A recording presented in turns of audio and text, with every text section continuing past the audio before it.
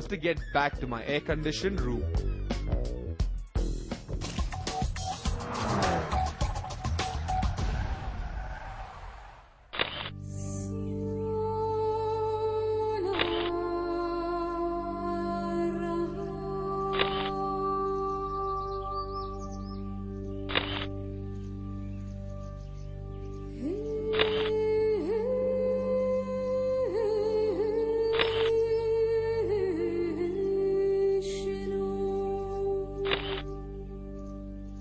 This isn't the Little Rann of Kutch, it's the Greater Rann of Kutch.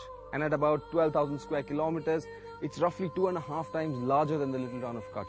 You've seen us drive across that flat desert bed. Now we're going to be driving across the Greater Rann of Kutch on a tarmac road, and we're heading to Dholavira. Now Dholavira apparently, centuries ago, was a metropolis of the Harappan civilization and is one of the largest excavated sites in the world to date.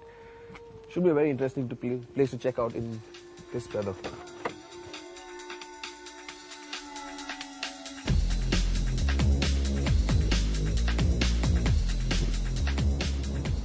The drive to Dholavira is long and arduous. The road isn't smooth throughout, and it gives me ample opportunity to further evaluate ride quality, handling and steering precision. It's 45 degrees in the shade, but do I look all hot and sweaty? Well, honestly, I just couldn't be bothered how hot it is out there, and that's because in here, it's a nice and cool 17 degrees. And that's what makes these SUVs all that special. They're so comfortable, so luxuriously appointed with all the creature comforts you could ever want. Why, you could even drive to hell and back if they could get there and not even break out into a sweat. Dholavira is a paradigm of an intelligent and forward-thinking society. Everything in the city is well planned and engineered. Yes, you heard me right, engineered. This isn't a society of people living in caves, carrying around clubs and bonking mates on their heads to copulate. No, this society was hierarchical, planned and finally executed. Unfortunately, we weren't able to shoot inside Dholavira. Nevertheless, we're headed back to the Little Rann of Kutch, and in the meantime, take a closer look at the Q7. The Q7 was the first SUV Audi ever built and is based on the Audi Pikes Peak Quattro concept. In 2006, the year it was introduced, it drew a lot of glances. Today, however, it feels ostentatious and the bulky proportions make it look quite out of place, though it is still the most intimidating. But ignore the design and what you have is an SUV that simply defies Newtonian principles. The Q7 is a fantastic SUV. For the sheer size and the mass it carries, it all works very well on the road. But out here in the wild, frankly, it's a bit of a letdown.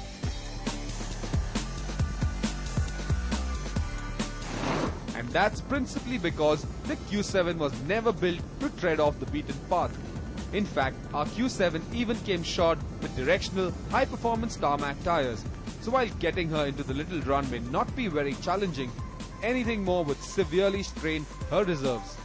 Now the Q7's only claim to off-road fame is its adaptive suspension management and what we all know as Quattro technology. And Quattro as we know it is just basically four-wheel drive. And what adaptive suspension management does is just elevates the Q7 and gives it a few more mm of ground clearance. And to be very honest, I think that's just best for clearing speed breakers within the city.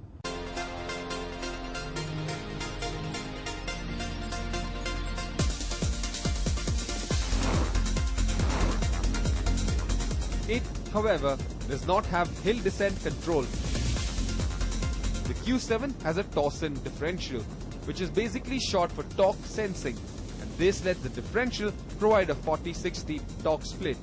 Though, given the circumstances, it can provide up to 65% power to the front or 85% to the rear wheels.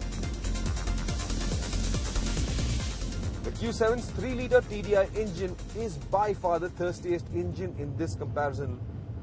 And that's because it suffers from a lot of turbo lag. So you're constantly stepping on the gas to get this engine into the power band.